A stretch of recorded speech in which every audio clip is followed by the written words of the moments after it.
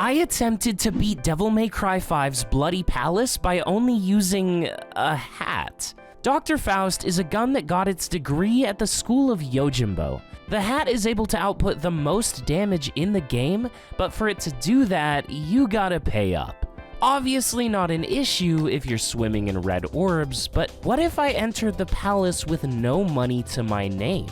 Welcome to poverty.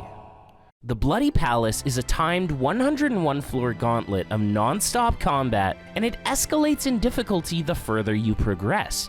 I had to go somewhat fast, but my main goal was to hoard as many red balls as possible for some of the very difficult stages later into the Sanguinary Chateau. Dr. Faust's main attack and a handful of its abilities involve consuming orbs, but thankfully there are a couple of moves that are free, asterisk. They both revolve around placing hats on everyone, and I gotta say, one of the two ways of doing it was quite safe.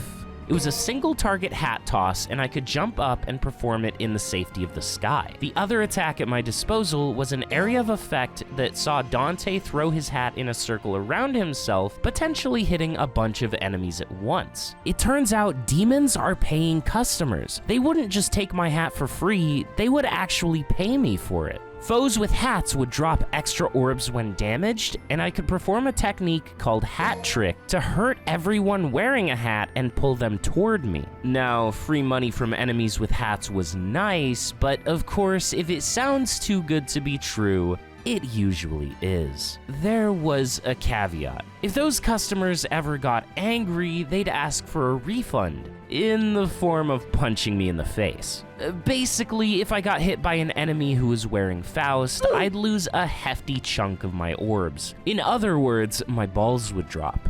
So I was never truly out of the woods. While wearing hats, the demons wind up looking quite fashionable. Know what would make you look fashionable? If you subscribe to the channel. Over 90% of my viewers aren't subscribed, and I would love for you to join the few that are. In a matter of minutes, I went from zero to hero, from broke to stoked, from stitches to riches. Okay, maybe I'm getting a little ahead of myself. Sure, I had amassed 100 grand by stage 6, but realistically, that was barely enough to even turn the lights on. I actually want to play a guessing game with you guys. I want you to write in the comments how many red orbs you think I will have by the end of this challenge run. The number can be anywhere between 0 and 100 million. Good luck.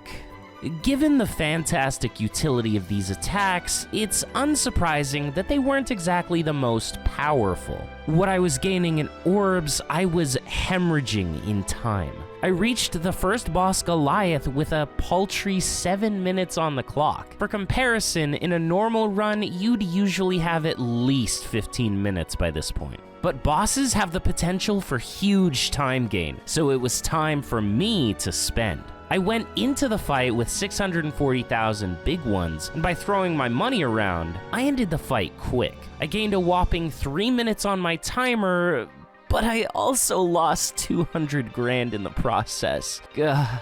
After every boss, the enemies in the palace would get stronger. They would deal more damage and take more hits. But to me, more health just meant more profit.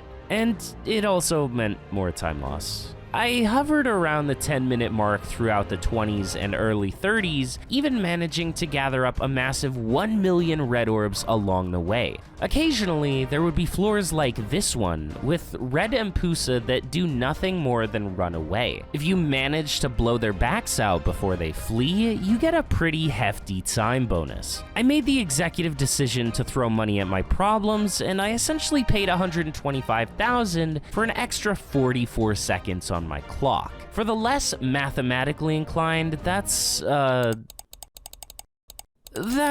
2,840 orbs per second. Alright, so you know how I said we're not losing time?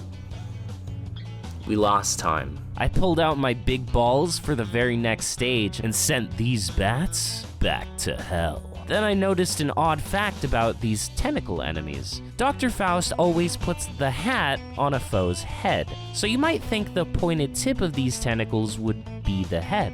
right? But it turns out the hat sits at the base of the thing. So careful where you're looking, guys. Its eyes are down there. Speaking of where you're looking, did you know that the flying things Artemis sends out to attack you are actually her boobs? Trust me, it's canon. Another boss meant another time to spend, this time losing 400,000 orbs, but gaining almost 4 minutes. I really thought I would need the extra time, but I actually wound up going all the way up to 28 minutes on the timer by the time I reached the next boss, Cavalier. I also had well over 2 million orbs by this point, so I started being a bit more flippant in my spending. I would use a move called Frank's Red Hot Night, which would cover the enemies in buffalo sauce. Red Hot Night is actually the most damaging move in the game if fully charged, but it also costs the most. I started out using the less expensive versions, which still took 50 to 100,000 orbs at a time, but just look how it chunked Cavalier. And if it could do that to bosses, it certainly could speed up some of the regular floors too. I had realized my dream. My scheme had worked. I had successfully sold the population of the palace enough hats to fund my nuclear bombs. Can't believe it. Hot tub stream or else? Or else what? I'd like to pretend that money or time were still issues, but neither of them really were. I had big balls and a big clock, and even my excessive spending couldn't stop my coffers from filling up. The only thing I had to worry about now was death. If my health reached 0, there was no checkpoint. I'd have to start all over again from stage 1 with no money. And death was a real possibility. Not only were the enemies I faced stronger, they also had their own tricks up their sleeves. Some of them teleported around, others took up tons of space, and there were even those who could jump at me while I was in the air. Matters only got worse after the stage 80 boss because every demon gained the ability to Devil Trigger. After certain conditions were met, enemies would DT, effectively reducing their damage taken and increasing their damage dealt. One bad series of events could see all my health gone in an instant. That scenario is exactly what I was expecting to happen on the Double Fury floor, stage 88, but they kinda just fell over and it was pretty sad. You know what else is sad? It's so sad that Steve Jobs died of Ligma. Ligma balls. Blah.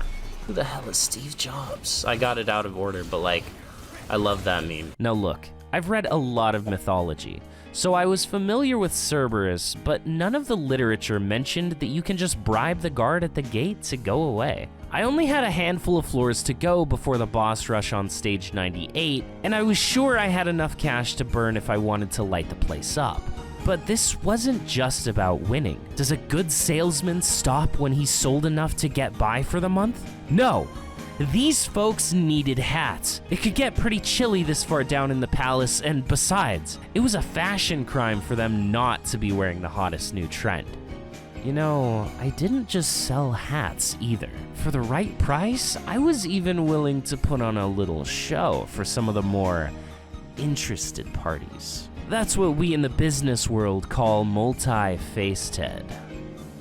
Stage 97 was the last encounter before an onslaught of high-profile hat targets, and it's kind of a gauntlet in its own right. The game sends all of its heaviest, hardest-hitting enemies at you in pairs of 2. After I dispatched the first 2, a behemoth arose from the ground, and I found out a neat quirk about Hat Trick. It was incapable of breaking Behemoth's chains, which meant that the muzzled monstrosity was constantly taking reduced damage. So much less damage, in fact, that he outlived every other enemy on the stage, even helping me to dispatch one of them towards the end. Urizen's first 2 encounters see the demon protecting himself with a crystal, but everybody knows crystals can be bought with money, so all I had to do was surround myself with cash. Even now, I was still adamant about selling hats, to some extent.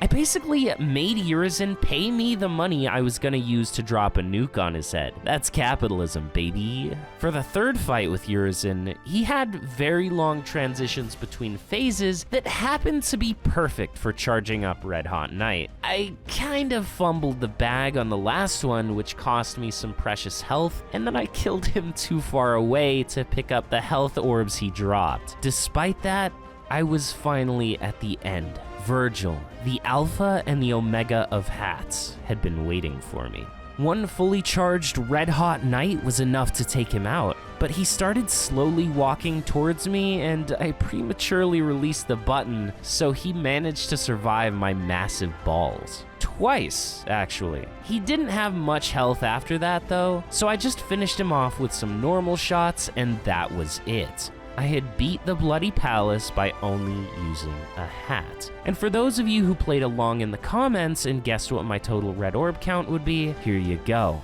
If you guessed in the ballpark of 5 to 6 million, congratulations! I will now play the Final Fantasy victory theme for you. I also want to give congratulations to my channel members for constantly being awesome and supporting me. I appreciate you all. Thank you so much for watching. I hope you've had a chance to laugh or smile and do something nice for yourself today. Take care, everyone. Until next time. Sayonara.